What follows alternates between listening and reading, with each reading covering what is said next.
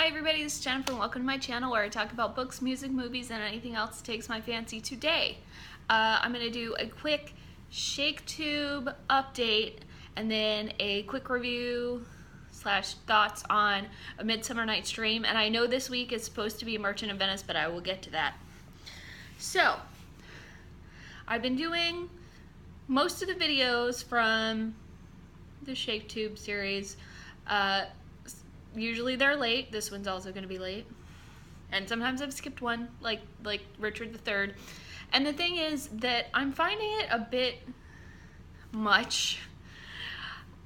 I know some people can't get enough of the Shakespeare, but I'm finding one a week is a little bit much for me. And it's kind of interrupting my regular reading. So, what I'm going to do from now on is I'm just going to be more selective about which ones I'm doing. So there's not going to be a Merchant of Venice one. There is going to be a Much Ado About Nothing one next week. I'm not doing Richard II. I will do Richard V because I got to hear that whole Band of Brothers speech. And I'm going to do Hamlet because I love Hamlet. In October, I will not be doing Othello or King Lear.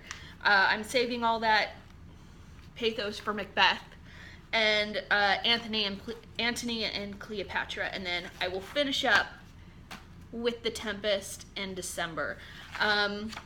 Yeah, I'm not gonna be able to do all of them, so I'm gonna be very selective about which ones I do, and hopefully you'll get better videos from me if we do that.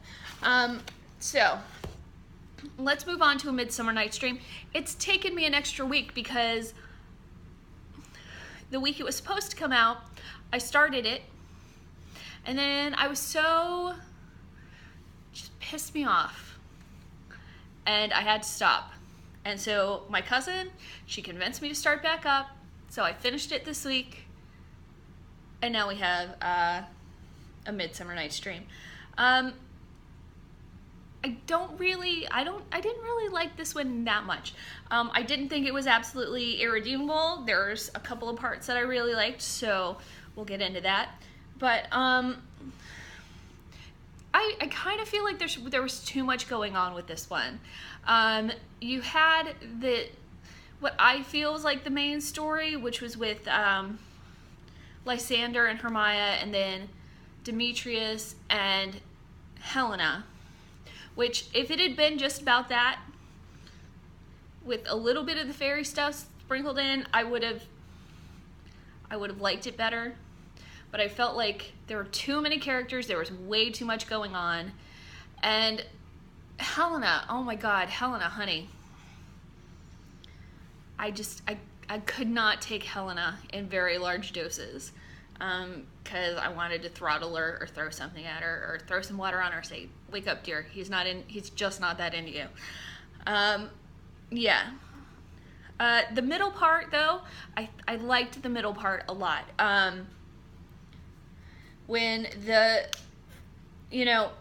So you have Helena who's in love with Demetrius, but Demetrius wants to marry Hermia who's in love with Lysander.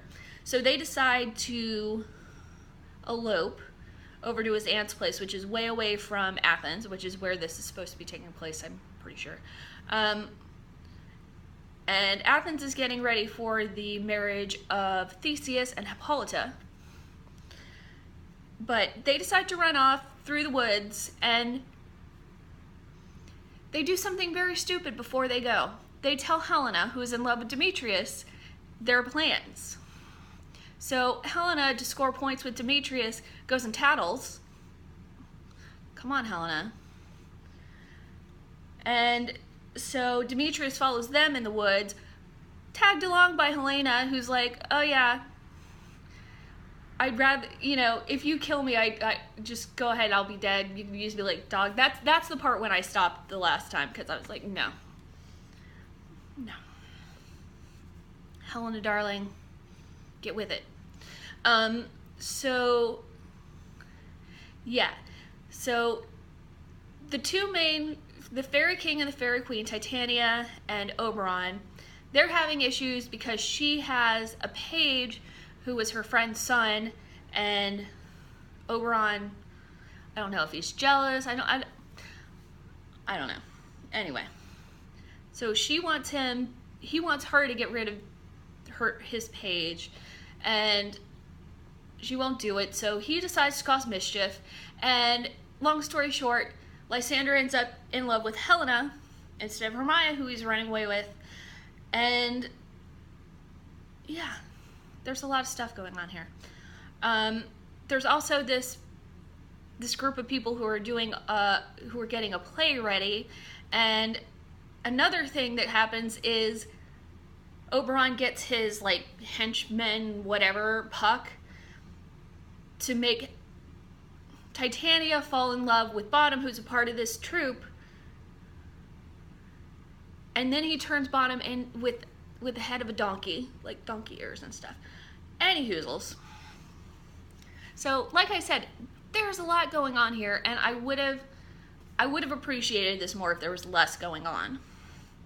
So, you know, this is a comedy, so everything ends the way it should, which is fine.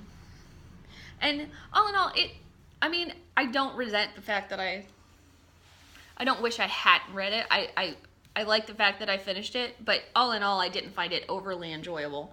However, there's one part that tickled me to no end, which is when Hermione goes to find Lysander, and she runs into Helena, and Helena's mad at her because she thinks that she convinced Lysander to play up to her to make fun of her. And then they get into this little hissy fit and they start making fun of each other's heights. That made me laugh. I thought that was funny. And yeah, that's pretty much the only time I laughed. The rest I thought was kind of absurd. Anyway, so yeah, those are my thoughts on Midsummer Night's Dream. Again, there's not going to be any Merchant of Venice. I will be back next week with Much Ado About Nothing.